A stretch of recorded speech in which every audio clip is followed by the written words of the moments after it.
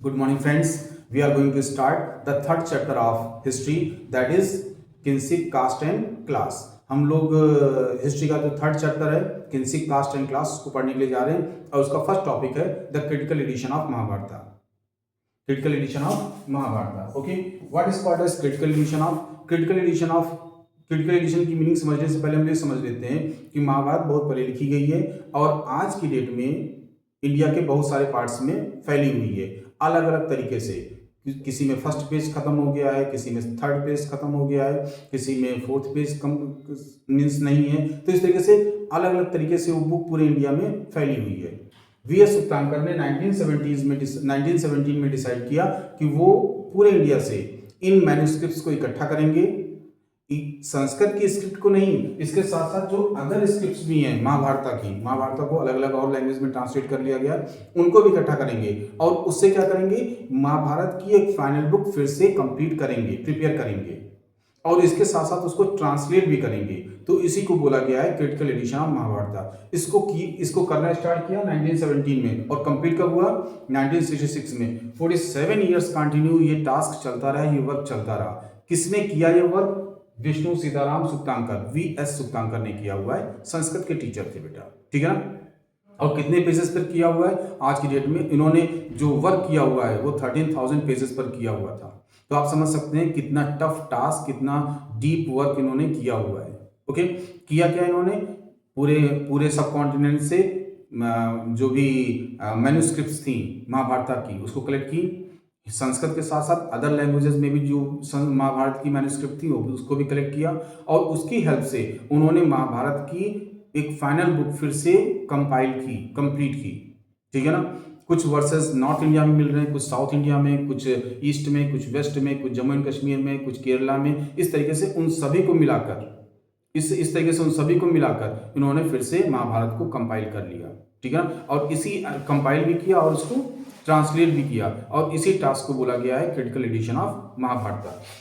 अब होता क्या है कि यहाँ पर कुछ वर्सेस में कुछ रीजनल वेरिएशंस दिख रही हैं, कुछ वेरिएशंस दिख रही हैं.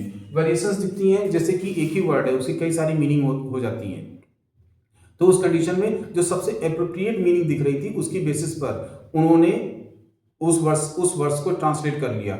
लेकिन जो दो और मीनिंग थी जिनको उन्होंने अपने ट्रांसलेशन में नहीं लिया हुआ है उसको उन्होंने फुट नोट के फॉर्म में नीचे लिख दिया है. ओके, कि बाय द वे अगर आप कुछ और मीनिंग निकालना चाहें, कुछ और मीनिंग उसमें इंसर्ट करना चाहें तो आपके लिए प्रोबेबिलिटी है, आप उसको नए तरीके से डिफाइन कर सकते हैं. ठीक है ना. और बाद में जब फाइनल बुक प्रिपेयर हुई तो उसको अपेंडिसेस के फॉर्म में फाइनल बुक में लिखा हुआ है. तो आज की डेट में जब महाभारत हम लोग बुक परचेज करेंगे तो अपेंडिसेस के फॉर्म में लास्ट में हमको वो जो वेरिएशंस थी, जो डिफरेंसेस थे वो हमको दिख जाते हैं. ठीक है ना, वो लिखे हुए मिल जाते हैं. तो वेरिएशंस किस चीज़ की? वेरिएशन मीन्स वर्ड्स की मीनिंग की. ठीक है ना. एक ही वर्ड्स की कई सारी मीनिंग होती है, तो जो सबसे अप्रोप्रिएट मीनिंग है उसकी बेसिस पर उन्होंने ट्रांसलेशन ले लिया, ट्रांसलेशन कर दिया उस वर्ड्स का. लेकिन जो बाकी मीनिंग्स थी, दो और मीनिंग थी जिनकी बेसिस पर उन्होंने वर्ड्स को ट्रांसलेट नहीं किया हुआ है, उसको उन्होंने फुटनोट के फॉर्म में लिख दिया है कि आप फ्यूचर में इसका यूज करके कुछ और मीनिंग भी निकाल सकते हैं. ठीक है ना. आज की डेट में जब हम लोग महाभारत परचेज करते हैं तो लास्ट में अपेंडिसेस के फॉर्म में वो हमको फुटनोट मिल जाते हैं. ठीक है ना, जो विष्णु सीताराम सुक्तांकर ने इन पेजेस पर लिखे हुए थे. ठीक है ना. In this manner the critical addition was compiled. इस तरीके से क्रिटिकल एडिशन को कंपाइल किया गया. लेकिन जब क्रिटिकल एडिशन को कंपाइल किया जा रहा था तो दो चीजें सामने आई. कुछ एलिमेंट्स थे जो कॉमन थे, कुछ रिचुअल्स थे, जो कुछ कल्चर था जो पूरे इंडिया में कॉमन मिल रहा था, महाभारत से कॉमन ही मिल रहा था. ठीक है ना. लेकिन कुछ रिचुअल्स थे, कुछ एक्टिविटीज थी जो रीजनल वेरिएशंस की वजह से डिफरेंट हो जा रही थी. फॉर एग्जाम्पल, अगर हम लोग जम्मू एंड कश्मीर की बात करते हैं और कपड़े की बात करते हैं तो कहीं ना कहीं हम वुलन क्लोथ को एक्सप्लेन करेंगे. ठीक है ना. तो और अगर वही चीज हम साउथ इंडिया में लिखेंगे तो कहीं ना कहीं कॉटन क्लोथ के बारे में लिखेंगे.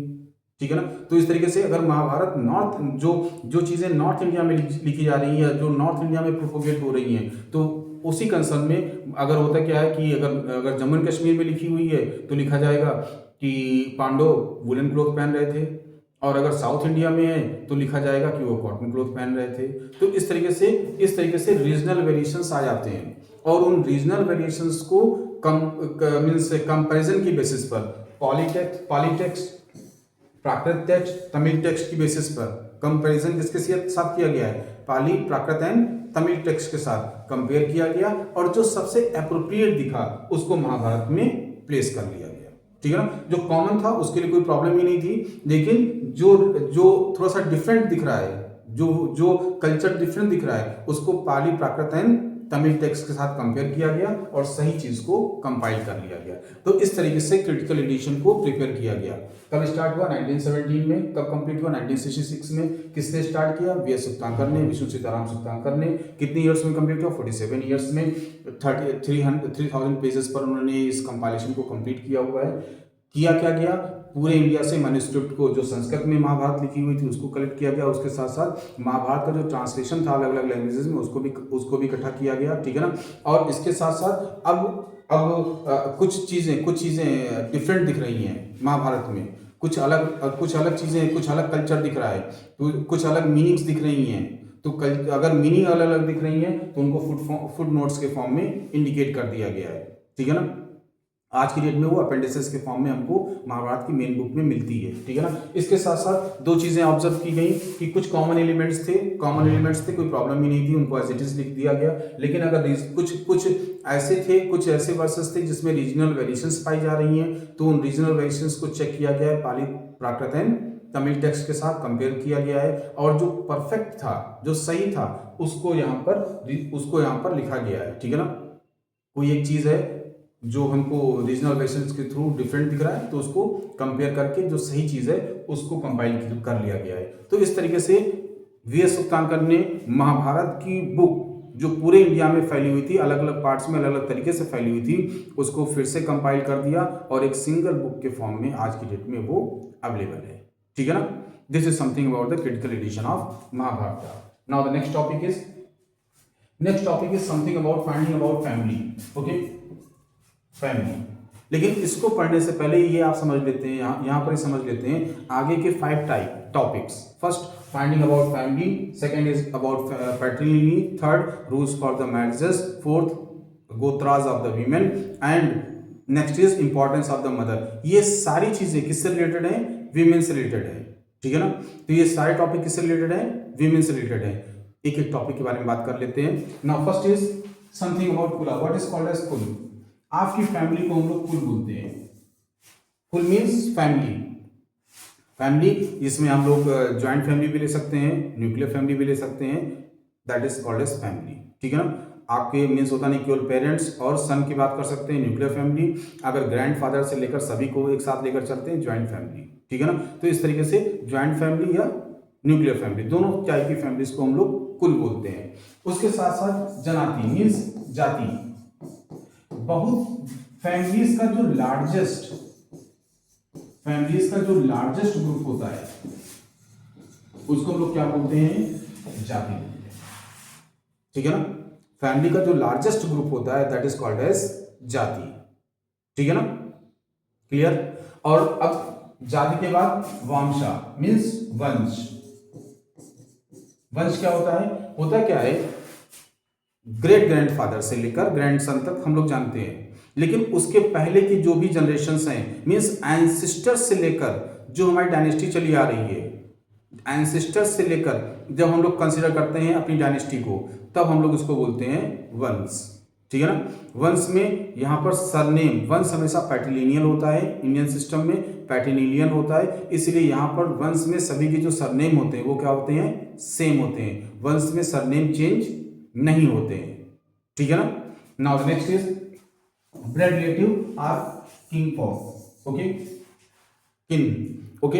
हम लोग किन किसको बोलते हैं, किन मीन्स यहाँ पर अगर हम लोग ब्लड रिलेटिव्स की बात करते हैं तो होता क्या है कि ग्रैंडफादर से फादर, फादर से सन, इनको हम लोग ब्लड रिलेटिव मान रहे हैं।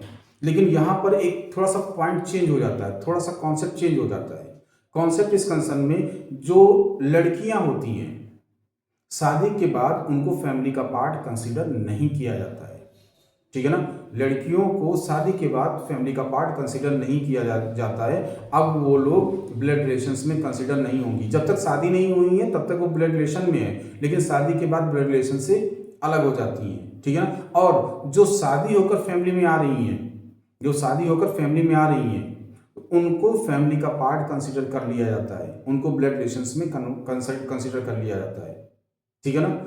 ये इंडिकेट होता है जब किसी की डेथ हो जाती है, ये इंडिकेट होता है प्रॉपरली जब किसी की डेथ हो जाती है। तो होता क्या है कि गर्ल्स के कंसर्न में जो बुआ जी आ रही हैं, जो सिस्टर आ रही है, जो मैरिड सिस्टर है, जो मीन्स आ रही है, तो उसके लिए कोई रूल अप्लाई नहीं होता है। लेकिन जो मदर्स हैं, ठीक है ना, जो वाइफ्स हैं, उनके लिए जो डेथ के कंसर्न में जो भी रिचुअल्स होते हैं उनको फॉलो करना पड़ता है। ठीक है ना। तो ये इंडिकेट होता है किससे, when we are just analysing the death of any person. जब किसी पर्सन की डेथ हो जाती है तो हम लोग एनालाइज करते हैं, तो क्लियर हो जाता है कि कौन हमारे ब्लड रिलेटिव है, कौन हमारे ब्लड रिलेटिव नहीं है। ठीक है ना, क्लियर है। तो इस तरीके से हम लोगों ने तीन चार चीज़ों के बारे में पढ़ लिया। पहला कुल मतलब simple family, joint family, nuclear family. Next जाति, जो कुल का जो लार्जेस्ट ग्रुप होता है उसको हम लोग क्या बोलते हैं, जाति बोलते हैं या जनाति बोलते हैं। ओके, नाउ नेक्स्ट इज वांशा। होता क्या है कि ये हमारा कुल है, ये हमारी फैमिली है, और ये हमारा क्या हो गया, ये हमारी जाति हो गई। ठीक है ना, ये हमारी जाति हो गई। मीन्स जितने हमारे कुल से रिलेटेड, जितनी हमारे कास्ट, हमारे कुल से रिलेटेड जितनी भी फैमिलीज हैं, उन सबको मिलाकर हमारी जाति बनती है। लेकिन वंश की बात करते हैं तो ये हमारी फैमिली है। इसके पहले हमारे कौन एंसेस्टर थे और हमारे कौन डिसेंडेंट है, ये हमारा क्या होगा, ये हमारा वंश होगा। ठीक है ना। तो कहीं ना कहीं जो जाति और फैमिली है वो क्या है, वो मीन्स एग्जिस्टिंग है, जाति और फैमिली एग्जिस्टिंग है। लेकिन जो वंश है वो ऊपर से नीचे आ रहा है, उसमें कुछ लोग एग्जिस्टिंग नहीं है। ठीक है ना, दैट इज वंश।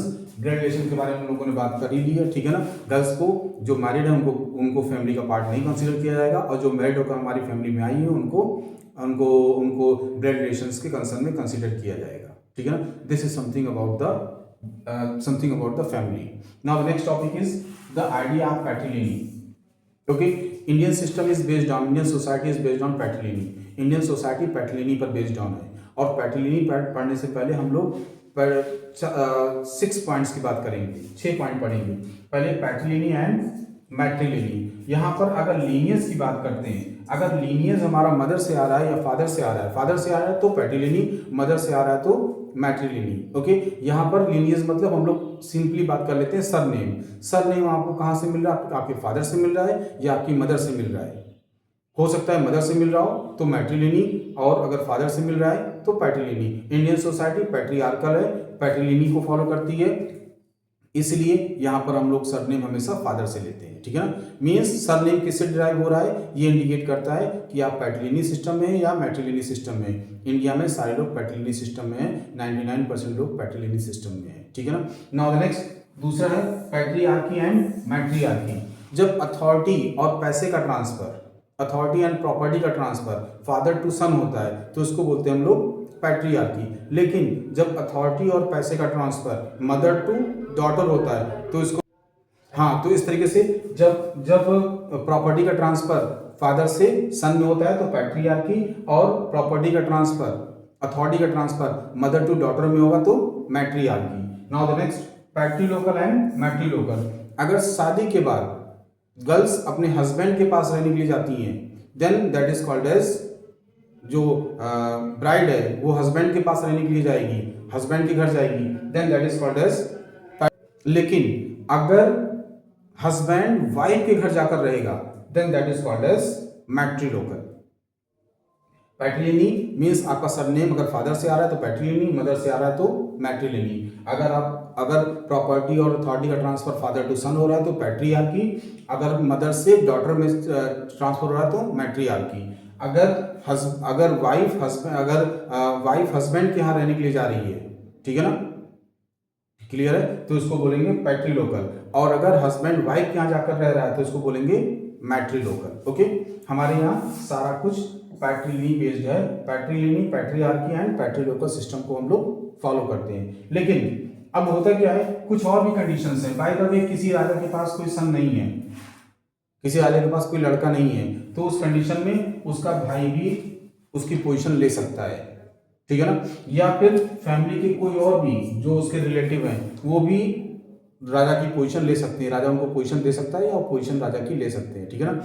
इसके साथ साथ यहाँ पर एक्सेप्शन है कि वीनस ने भी अपने हस्बैंड की पोजीशंस को ऑप्ट किया हुआ है, जैसे कि प्रभावती गुप्ता के बारे में हम लोगों ने पढ़ा हुआ है, वाकाटक डायनेस्टी की लेडी थी और क्वीन थी और चंद्रगुप्त विक्रमादित्य की डॉटर थी, ठीक है ना। तो इस तरीके से हमारे पास पैट्रिलिनी की कंसर्न में पैट्रिलिनी को हम हमारी फैमिली कैसी है, पैट्रिलिनियल है, लेकिन अगर सन नहीं है, अगर लड़का नहीं है तो प्रॉपर्टी किसको ट्रांसफर होगी, पहले भाई को ट्रांसफर हो सकती है, दूसरा फैमिली के दूसरे और मेंबर्स हैं उनको भी ट्रांसफर हो सकती है, तीसरा एक्सेप्शनल है कि यहाँ पर वाइफ्स को भी ट्रांसफर हो सकती है, वाइफ भी उस पर कंट्रोल कर सकती है, फॉर एग्जाम्पल प्रभावती गुप्ता, ठीक है ना।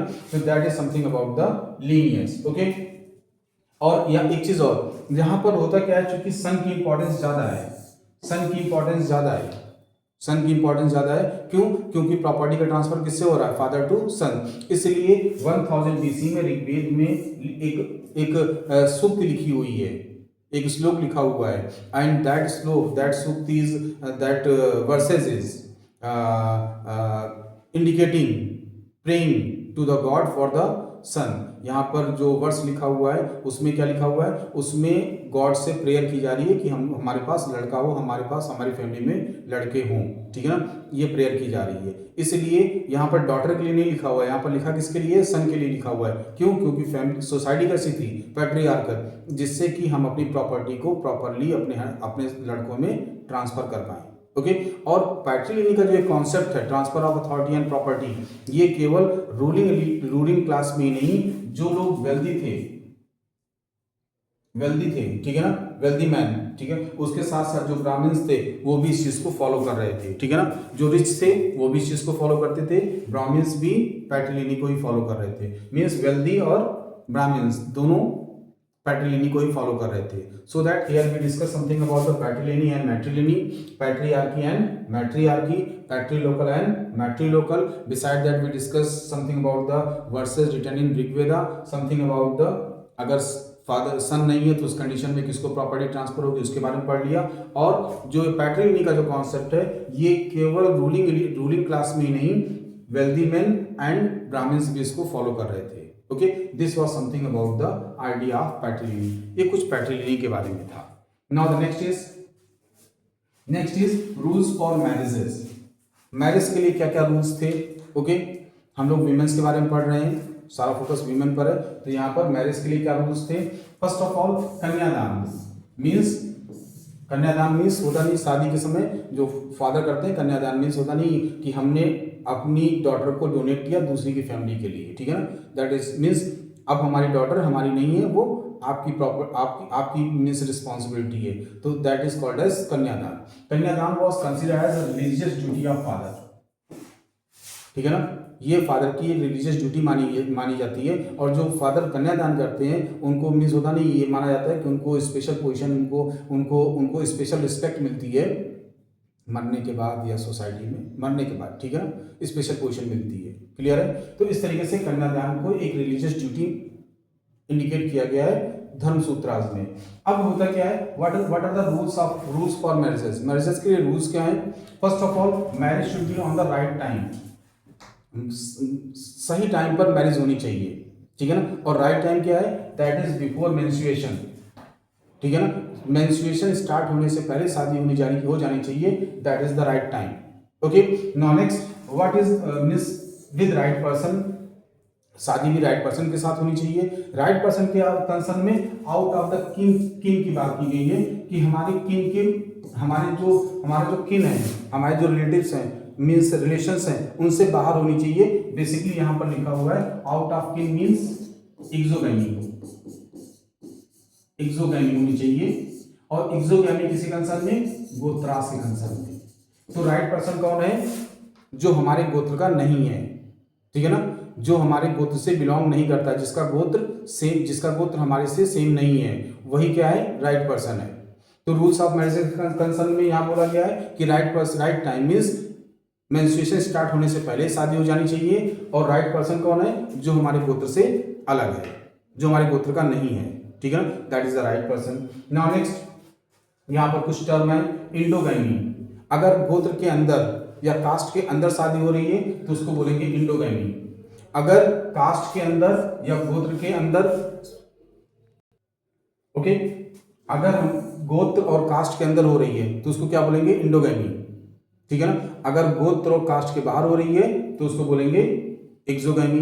अब होता क्या है, कास्ट के अंदर शादी होती है तो कास्ट के कंसर्न में क्या होगी, इंडोगैमी, लेकिन गोत्र के बाहर शादी होती है इसलिए गोत्र के कंसर्न में एक्सोगैमी, ठीक है ना। जब हम अपने ग्रुप के अंदर शादी करते हैं, ग्रुप के अंदर शादी करते हैं तो उसको क्या बोलेंगे, इंडोगैमी, और अगर ग्रुप के बाहर शादी करते हैं तो उसको क्या बोलेंगे, एक्सोगैमी। तो गोत्र के कंसर्न में एक्सोगैमी, लेकिन कास्ट के कंसर्न में इंडोगैमी, ओके। दूसरा है पॉलीगैमी एंड पॉलीएंड्री। यहाँ पर बहुपत्नी मीन्स बहुत सारी वाइफ्स हैं तो उसको पॉलीगैमी, लेकिन बहुत सारे हस्बैंड हैं तो उसको हम लोग पॉलीएंड्री बोलेंगे, जैसे द्रौपदी के कंसर्न में, ठीक है ना। द्रौपदी के कंसर्न में पॉलीएंड्री थी, मीन्स उसके बहुत सारे हस्बैंड थे, लेकिन जनरली क्या कॉन्सेप्ट है, पॉलीगैमी मीन्स बहुत सारी वाइफ्स होंगी, ठीक है ना। Now next what happened, here we discuss something about the kanyadan, next we discuss something about the rules for the marriages, after that we discuss these two terms, that is endogamy and exogamy, polyandry and polygamy, okay। Now next is what happened, all this system was existing in society, ये rules society में exist कर रहे थे। हम इन rules की बात करते हैं, right time and right persons की, okay। Now what happened, as the towns emerged, जैसे से टाउन्स का इमर्जेंस हुआ, now the mixing of the society was started, mixing of the culture was started. North India के लोग south India, south India के लोग north Indian, waste के लोग ईस्ट में, ईस्ट के लोग वेस्ट में, इस तरीके से लोग टाउन्स की वजह से, मार्केट की वजह से एक दूसरी जगह पर मूव कर रहे हैं, और चूंकि एक दूसरी जगह से मूव कर रहे हैं तो अपने अपने कल्चर को लेकर आ रहे हैं, और जब अपने अपने कल्चर को लेकर आ रहे हैं तो लोगों ने, अब होता क्या है, जैसे कि फॉर एग्जाम्पल आप मीठा खाते हैं, मीठा नहीं खाते हैं, ठीक है ना। तो हमने बोला कि आप मीठा क्यों नहीं खाते हैं, तो आप कुछ आंसर करेंगे कि हमारे यहाँ बनता ही नहीं, हमारे यहाँ हो सकता है ये खाया नहीं जाता है, इसको हम लोग अवॉइड करते हैं, कुछ रूल हो, कुछ कोई भी एक चीज़ हो सकती है। तो अब इस तरीके से हम लोगों ने चीज़ों को एनालाइज करना स्टार्ट कर दिया, रूल्स को एनालाइज करना स्टार्ट कर दिया। क्यों? क्योंकि अब लोग नए नए आइडियाज़ को लेकर आ रहे हैं, अलग अलग कल्चर से अलग अलग आइडियाज़ को लेकर आ रहे हैं। तो अब लोगों ने क्या किया, लोगों ने जो एग्जिस्टिंग रूल्स थे उनको क्वेश्चन करना स्टार्ट कर दिया, उन पर क्वेश्चनिंग स्टार्ट कर दी, ठीक है ना। कि होता क्या है, अभी तक हम लोग कोई एक सिस्टम, कोई एक चीज़ फॉलो कर रहे हैं, वो फॉलो करते जा रहे हैं, लेकिन कोई दूसरे सिस्टम से आया, कोई दूसरा रूल लेकर आया तो उसने कहा कि हमारे यहाँ तो ये रूल है, तो उस कंडीशन में क्या होगा कि जो हमारा अपना रूल है उसको हम लोग क्वेश्चन करना स्टार्ट कर देंगे कि इससे बेटर तो ये हो सकता है। और जब लोगों ने क्वेश्चन करना स्टार्ट कर दिया तो ब्राह्मण्स ने क्या किया, उस क्वेश्चन को आंसर करने के पर्पज से 5000 BC के आसपास धर्मसूत्रास को लिखना स्टार्ट कर दिया। मीन्स जो रूल्स अभी तक सोसाइटी में एग्जिस्ट कर रहे थे वो अब कहां पर आ गए, बुक में आ गए। कब से? 500 BC से। और सबसे इंपॉर्टेंट जो धर्मसूत्र है उसका नाम है मनुस्मृति, और मनुस्मृति को कब लिखा गया? 200 BC से 200 C के बीच में, 200 BC से 200 C के बीच में मनुस्मृति को लिखा गया। इस तरीके से जैसे जैसे टाउन्स का डेवलपमेंट हुआ वैसे वैसे लोगों की कल्चरल मिक्सिंग स्टार्ट हुई, और कल्चरल मिक्सिंग होने की वजह से लोगों ने जो एग्जिस्टिंग ट्रेडिशंस थे उनको क्वेश्चन करना स्टार्ट कर दिया। अब जब लोगों ने क्वेश्चन करना स्टार्ट कर दिया ट्रेडिशंस को, तो ब्राह्मण्स ने उसको आंसर करने के पर्पज से 500 BC के आसपास धर्मसूत्रास को लिखना स्टार्ट कर दिया धर्मशास्त्रास को लिखना स्टार्ट कर दिया। और सबसे इंपॉर्टेंट धर्मशास्त्र है that is Manusmriti, written between the 200 BC to 200 C, इन दोनों के बीच में मनुस्मृति को लिखा गया। इसके साथ साथ कुछ मैरिजेस की बात की जा रही है, ओके। अकॉर्डिंग टू द धर्मसूत्रा के अकॉर्डिंग 8 टाइप्स की मैरिजेस को बताया गया है, 8 टाइप्स की मैरिजेस को एक्सप्लेन किया गया है। लेकिन इसमें फर्स्ट 4 टाइप्स की जो मैरिजेस हैं, ठीक है ना, that is Brahma, Deva, Arsha and Prajapati, that is accepted by the society. But last 4 that was not accepted by the society, society ने उसको एक्सेप्ट नहीं किया हुआ। शादियां एग्जिस्ट करती थी लेकिन उनकी सोशल रिकॉग्निशन नहीं थी, उनकी सोशल एक्सेप्टेंस नहीं थी। फर्स्ट 4 की सोशल एक्सेप्टेंस थी, लास्ट 4 की सोशल एक्सेप्टेंस नहीं थी। गंधर्व, असुर, राक्षस एंड पैसाच, इस टाइप के विवाह की, इस टाइप के मैरिजेस की कोई एक्सेप्टेंस नहीं थी।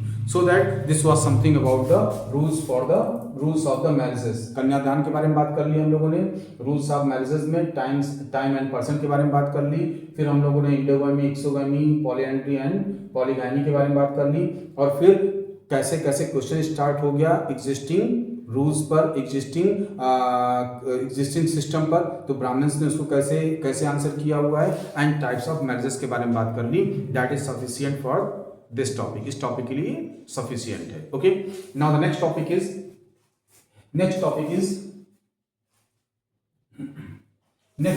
Is gotra of the women. Okay, अभी तक हम लोगों ने बात कर ली कि रूल्स ऑफ मैरिजेस क्या थी। रूल्स ऑफ मैरिजेस कंसर्न में right person and right time. Right person के कंसर्न में यहां पर बोला गया कि यहां पर सेम गोत्र नहीं होना चाहिए। गोत्र कैसा होना चाहिए, अलग अलग होना चाहिए। गोत्र कैसा होना चाहिए, अलग अलग होना चाहिए, लड़की का और लड़के का। ठीक है ना, क्यों अलग अलग होना चाहिए, पहले हम बात करते हैं गोत्र की। ओके, फर्स्ट ऑफ ऑल गोत्रा, द कॉन्सेप्ट ऑफ द गोत्रा was originated near about 1000 BC. 1000 BC के आसपास गोत्र का कॉन्सेप्ट डेवलप हुआ। और जो गोत्र की नेम्स हैं वो वैदिक सीड से लिए गए हैं, वैदिक जो सेंट थे उनसे लिए गए, जैसे वशिष्ठ, गौतम, कश्यप, भरद्वाज। इन ऋषियों के नाम पर ही गोत्रास के नेम को रखा गया है। ओके, इन ऋषियों के नाम पर ही गोत्र के नाम रखे गए हैं। ओके, और होता क्या है कि जो एक गोत्र से बिलोंग करते हैं, एक गोत्र से बिलोंग करते हैं, मींस वो एक ही सीर के डिसेंडेंट हैं, एक ही ऋषि के डिसेंडेंट हैं। तो इसकी मीनिंग है कि एक गोत्र से जो लोग बिलोंग करते हैं वो कहीं न कहीं क्या है, वो रिलेशंस में है। ठीक है ना, वो कहीं न कहीं भाई बहन के रिलेशन में है। तो इस तरीके से समगोत्रीय मैरिज को, सेम गोत्र में मैरिज को अवॉइड किया गया है, प्रोहिबिट किया गया है। ठीक है ना, सेम गोत्र में मैरिज को प्रोहिबिट किया गया है। ओके, पहला रूल्स ऑफ मैरिजेस क्या है, रूल्स ऑफ गोत्र क्या है, गोत्र के लिए क्या है। पहली चीज कि सेम गोत्र में मैरिजेस नहीं होंगी। क्यों, क्योंकि सेम गोत्र में मैरिज की मीनिंग है सेम ऋषि से हम लोग हमारे जो एंसेस्टर थे वो सेम ऋषि थे, मीन्स कहीं ना कहीं हम फैमिली रिलेशंस में आ रहे हैं, कहीं ना कहीं हम भाई बहन हैं, इसलिए सेम गोत्र में मैरिजेस पॉसिबल नहीं थी। और दूसरा, आफ्टर मैरिज के बाद लड़की क्या करेगी, he will give up the father's gotra, वो फादर के गोत्र को छोड़ देगी एंड एक्सेप्ट द हस्बैंड गोत्र। तो गोत्र के कंसर्न में दो रूल्स हैं। पहली चीज, सेम गोत्र में शादियां नहीं होंगी, और दूसरा है कि शादी के बाद लड़की अपने फादर का गोत्र छोड़ देगी और अपने हस्बैंड का गोत्र एक्सेप्ट कर लेगी। That was the rules for the गोत्रा। ये गोत्रा के कंसर्न में ये रूल्स हैं। अब यहाँ पर दो चीजें हैं। यहाँ पर हम लोग सातवाहना का एक एग्जाम्पल लेते हैं। ओके, सातवाहना किंग्स ने 200 BC से लेकर 200 CE तक रूल किया हुआ है।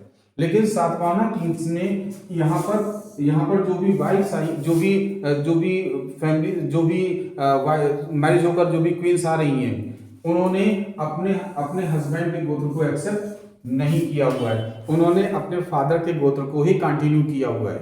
क्योंकि अगर डायनेस्टी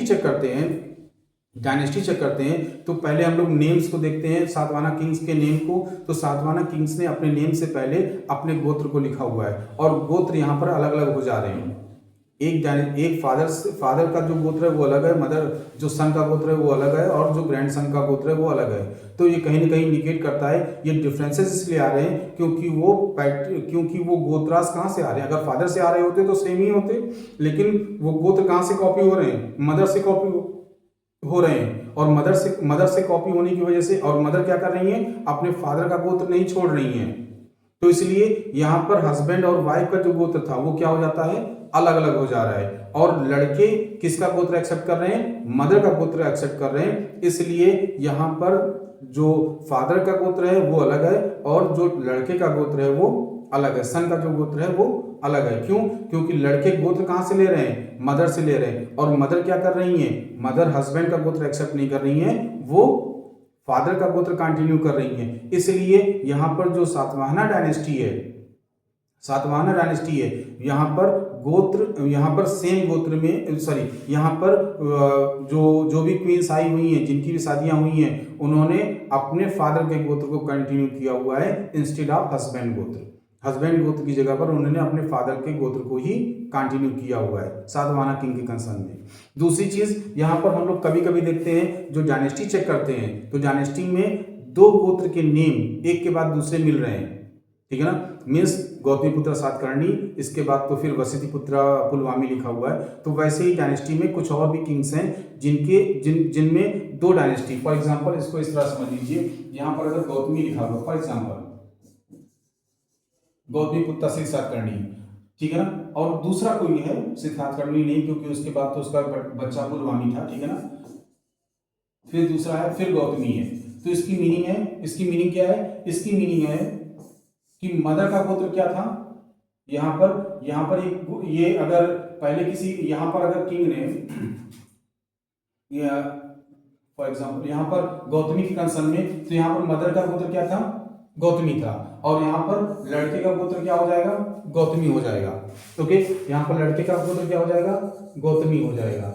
ओके, और अब ये गौतमी से ही शादी कर रहा है। ओके, तो इस तरीके से यहाँ पर सातवाहना किंग ने, सिंपली आप पढ़ लीजिए, बहुत एनालिटिकल होने की जरूरत नहीं है।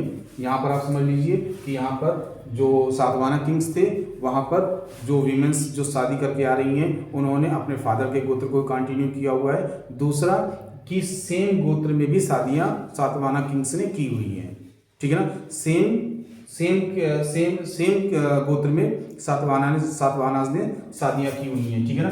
कैसे, इसके बारे में हम लोग जब डायनेस्टी को एनालाइज करते हैं उससे क्लियर होता है, क्योंकि सातवाहना किंग शायद अपने नाम से पहले अपने गोत्र को लिख रहे थे, और हमें दो गोत्र एक साथ मिल रहे हैं, इसकी मीनिंग है, दो गोत्र एक साथ मिल रहे हैं, इसकी मीनिंग है कि एक डायनेस्टी ने सेम गोत्र में शादियाँ की हुई हैं, ठीक है ना।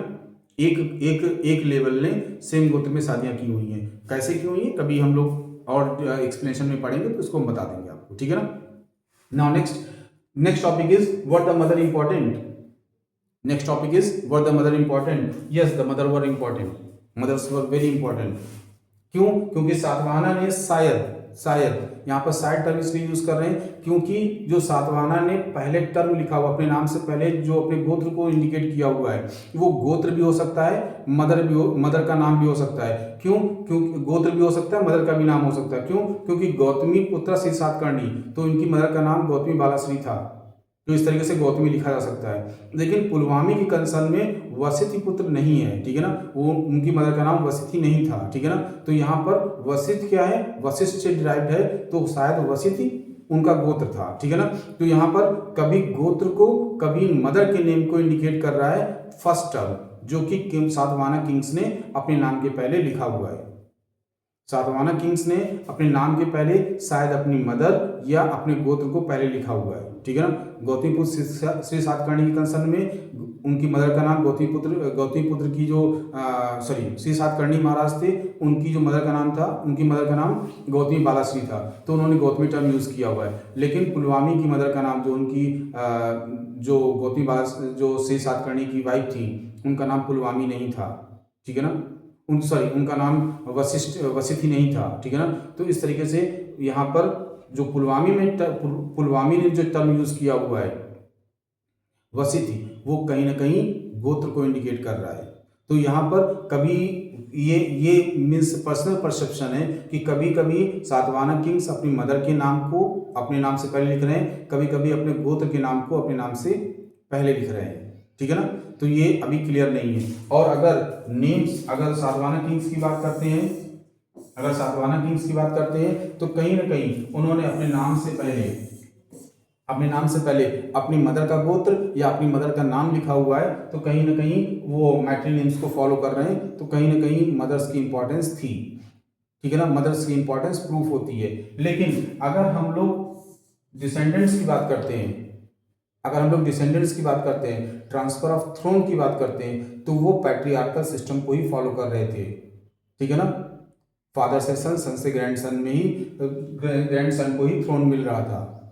मीन्स मदर की इंपॉर्टेंस थी, मदर के नेम्स को पहले लिखा गया, मदर के नेम या मदर के गोत्र को पहले लिखा गया, चाहे वो नेम हो चाहे गोत्र हो, दो में से कोई एक चीज़ है। और ये डेफिनेटली ये तो बिल्कुल क्लियर है कि वो मदर से ही आ रहा है, ठीक है ना, चाहे वो नाम हो चाहे वो गोत्र हो, वो मदर से ही रहा है। तो मैट्रिनिम्स को उन्होंने फॉलो किया हुआ है। Matronyms means names drives from the mother, जो मदर से नेम आ रहे हैं उनको मैट्रिनिम्स बोलते हैं। तो मैट्रिनिम्स को तो फॉलो किया हुआ है, अपने नाम से पहले मदर के नेम या गोत्र को लिखा हुआ है। लेकिन अगर हम लोग पासिंग ऑफ थ्रोन की बात करते हैं, तो वो फादर से सन को ही मिल रहा है, फादर से डॉटर को नहीं मिल रही है। पैट्रियार्कल सिस्टम को ही फॉलो किया जा रहा है, पैट्रिलिनियन सिस्टम को ही फॉलो किया जा रहा है, ठीक है ना।